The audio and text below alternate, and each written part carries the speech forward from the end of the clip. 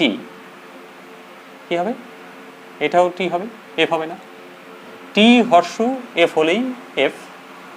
ওকে, তাহলে ফলকস্তম্ভে আমরা কি পেলাম? ফলকস্তম্ভে চার।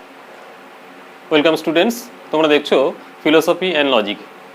আজকে আমি আলোচনা করব ওয়েস্টার্ন লজিকের সিম্বলিক লজিক, ট্রুথ টেবিল, সত্য সারণীর সাহায্যে বচনাকারের সত্যগুলো নির্ণয় করা। দেখো, তোমরা যারা বিএ অনার্সে অথবা জেনারেল কোর্সে ফিলোসফি নিয়ে পড়ছো, তোমাদের পরীক্ষায় এই প্রশ্নটি খুব আসে।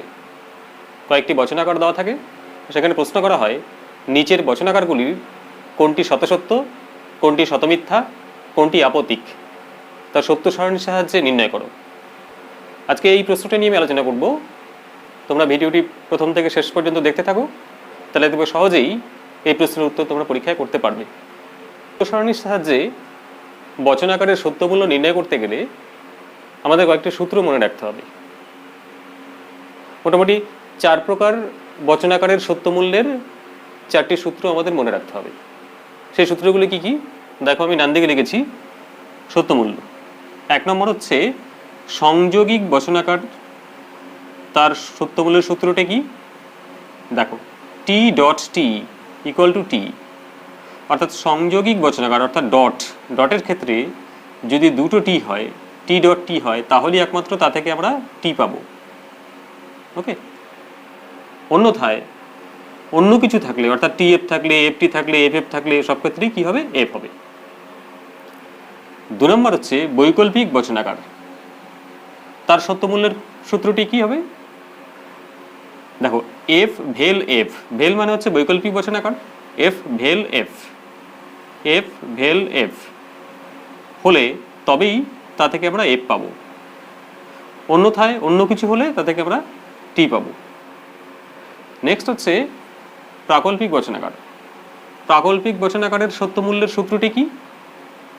দেখো, এই প্রাকল্পিক বচনাকার হর্ষ আছে, অর্থাৎ হর্ষ থাকলে এটা প্রাকল্পিক বচনাকার হবে। টি হর্ষু এফ হলেই একমাত্র এফ হবে, তা থেকে এফ আমরা পাবো, অন্যথায় টি আসবে। তাহলে এই সূত্রটা মনে রাখবে। নেক্সট 4 নম্বর যে বচনাকার, দ্বিপ্রাকল্পিক বচনাকার, এক্ষেত্রে দুটো সূত্র আছে, এই দুটো সূত্র মনে রাখবে। 1 নম্বর হচ্ছে টি ইকুইভ্যালেন্স টি বা টি ট্রিপল বার টি, এটাকে ট্রিপল বার বলা যায় বা ইকুইভ্যালেন্স বলা যায়। টি ট্রিপল বার টি হলে তা থেকে আমরা টি পাবো, আবার এফ ট্রিপল বার এফ হলে তা থেকেও আমরা টি পাবো। অন্যথায় যদি একটি টি একটি এফ হয়, একটি এফ একটি টি হয়, তাহলে এফ আসবে। এই যে 4 প্রকার বচনাকারের সত্যমূল্যের 4টি সূত্র আমি এখানে লিখেছি, এগুলো ভালো করে মনে রাখতে হবে। ভিত্তি করে আমরা এই বচনাকারটি, যে প্রশ্ন করা হয়েছে যে এই বচনাকারটি শতসত্য না শতমিথ্যা না আপতিক, তা নির্ণয় করো সত্য সারণীর সাহায্যে, তা সহজেই আমরা নির্ণয় করতে পারবো। কিভাবে নির্ণয় করব তা দেখো, এই যে বচনাকারটি দেওয়া আছে এখানে, এই বচনাকারে দুটি গ্রাহক আছে, একটি পি আর একটি কিউ। তাহলে বচনাকারে যদি দুটো গ্রাহক থাকে, তাহলে যে সত্য সারণীটি হবে, ট্রুথ টেবিলটি হবে, সেই ট্রুথ টেবিলে মোট 4টে সারি থাকবে। গ্রাহক সংখ্যা যদি একটি হয়, তাহলে ট্রুথ টেবিলের সারির সংখ্যা হয় 2টি। মনে রাখবে, এগুলো শর্ট প্রশ্ন আছে এমসিকিউ। গ্রাহক সংখ্যা যদি 2টি হয়, অর্থাৎ পি কিউ হয়, তাহলে সত্য সারণীতে তার সারির সংখ্যা দাঁড়াবে তার ডবল, অর্থাৎ 2 এর ডবল, 4টি। আবার গ্রাহক সংখ্যা যদি 3টি হয়, পি কিউ আর, তাহলে তার সত্য সারণীতে সারির সংখ্যা দাঁড়াবে 4 এর ডবল, 8টি। গ্রাহক সংখ্যা যদি 4টি হয়, পি কিউ আর এস, তাহলে তার সত্য সারণীর সংখ্যা দাঁড়াবে সারির সংখ্যা 8 এর ডবল, 16টি। ওকে, গ্রাহক সংখ্যা যদি 5টি হয়, P Q R S T, তাহলে সত্য সারণীতে তার সারির সংখ্যা কতগুলো দাঁড়াবে? 16 ডাবল, অর্থাৎ 32টি। এইভাবে বাড়তে থাকবে। যাই হোক, তোমাদের সিলেবাসে গ্রাহক সংখ্যা 2টো অথবা 2 এর বেশি, 3টে থাকতে পারে, তার বেশি থাকে না। তাহলে এখানে গ্রাহক সংখ্যা হচ্ছে 2টি, পি আর কিউ। আমরা ছকটা অঙ্কন করি। অর্থাৎ ট্রুথ টেবিলটা অঙ্কন করি।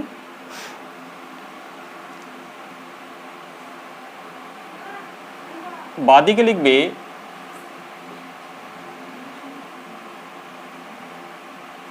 নির্দেশক স্তম্ভ। নির্দেশক স্তম্ভে থাকবে দুটো গ্রাহক পি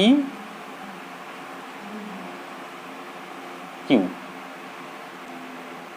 এইবার এই যে বচনাকারটি আছে তার মধ্যে দেখো ফার্স্ট ব্র্যাকেটের মধ্যে কার্ল চিহ্ন আছে, কার্ল কিউ। যেটি কার্ল থাকবে সেটি আগে আমরা লিখব। তাহলে এখানে কার্ল কিউ আছে, তাহলে কার্ল কিউ লেখো। ওকে, নেক্সট হচ্ছে দেখো, তাহলে ফার্স্ট ব্র্যাকেটে কি আছে, পুরো ফার্স্ট ব্র্যাকেটটা এখন আমরা লিখব। প্রথমে কার্ল কিউ লিখলাম, তারপরে পুরো ফার্স্ট ব্র্যাকেটটা Q dot curl Q. Okay, এইবার সেকেন্ড ব্র্যাকেট, এই সেকেন্ড ব্র্যাকেটের মধ্যে পুরো অংশটা রয়েছে P horseshoe first bracket Q dot curl Q, এটা লিখব। P horseshoe first bracket Q dot curl Q.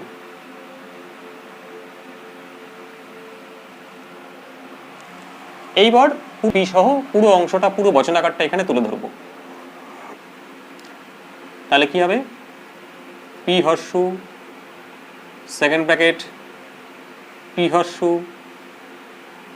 First bracket Q dot curl Q, first bracket close. Okay, এইভাবে বচনাকারটিকে ভেঙে ভেঙে আমাদের এখানে বসাতে হবে। তাহলে প্রথমে আমরা কি বসালাম, নির্দেশক স্তম্ভ পি কিউ বসালাম।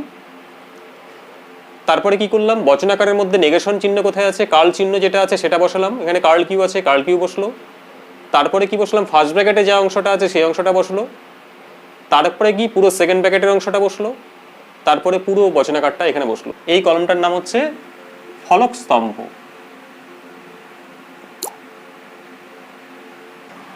তাহলে দুটো গ্রাহক আছে, কটি সারি হবে, চারটি সারি হবে। তাহলে এখানে চারটি সারি করো।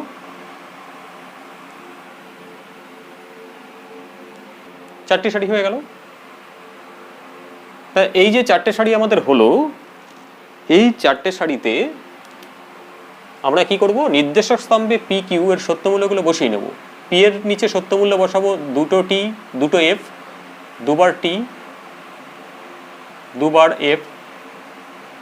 মনে রাখবে, এইভাবে সবসময় বসিয়ে নেবে, দুবার টি দুবার এফ। কিউ এর নিচে একবার টি একবার এফ, একবার টি একবার এফ। কার্ল কিউ, কার্ল মানে হচ্ছে তার উল্টোটা হবে।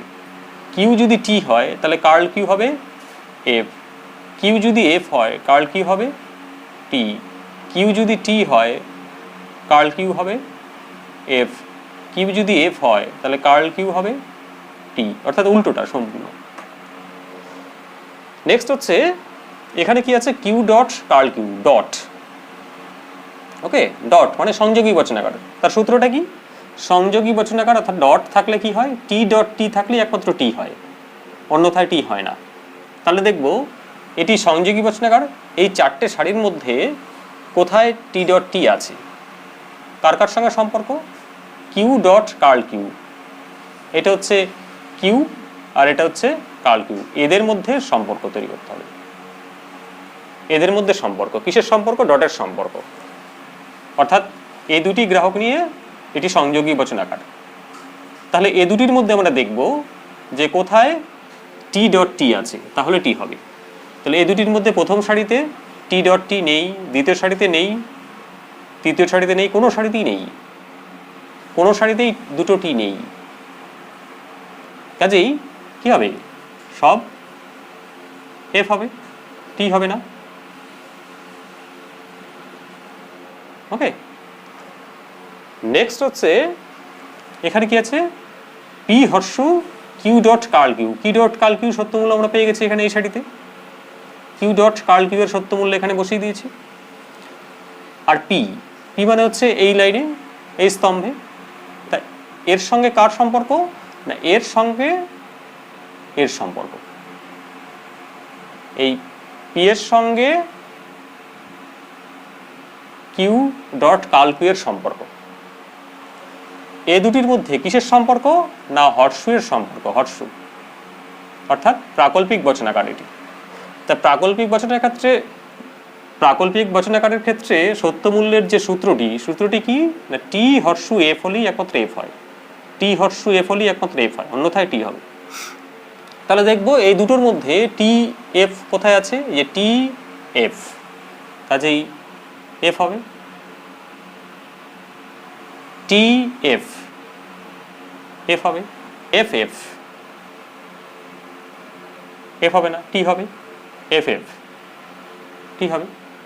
এটি একটি প্রাকল্পিক বচনাকার। তাহলে মূল এখানে যে চিহ্নটি প্রধান কানেকটিভ হচ্ছে হর্ষু। তাহলে হর্ষুর আগে আছে পি আর পরে আছে এই সেকেন্ড ব্র্যাকেটের অংশটি। তো সেকেন্ড ব্র্যাকেটের অংশটি সত্যমূল্য আমরা এই সাইডে পেয়ে গেছি, এই স্তম্ভে। তাহলে এর সঙ্গে কার সম্পর্ক? এর সঙ্গে এখন পি এর সম্পর্ক। তাহলে আমরা এর সঙ্গে পি এর সঙ্গে কার সম্পর্ক?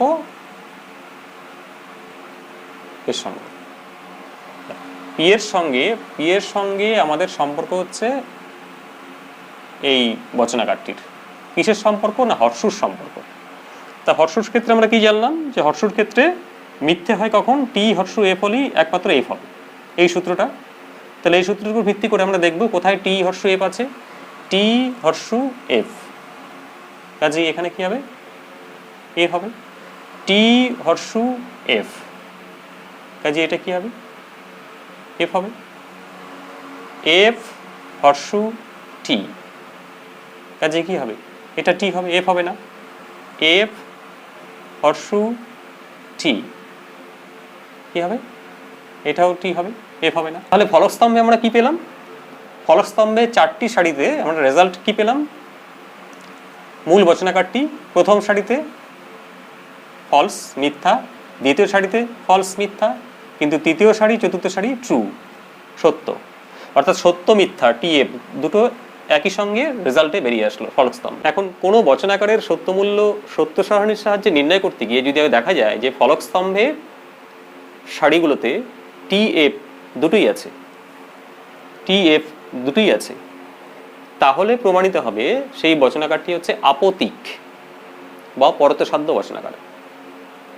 তাহলে এখানে ফলকস্তম্ভে এফ টি দুটোই আছে, তাহলে বচনাকারটি কি বচনাকার? বচনাকারটি হচ্ছে আপতিক বচনাকার। তাহলে এটি একটি আপতিক বচনাকার, কন্টিনজেন্ট। ওকে, এই হলো সত্য সারণীর সাহায্যে বচনাকারের সত্যমূল্য নির্ণয়। এইভাবে তোমরা প্র্যাকটিস করবে। ওকে,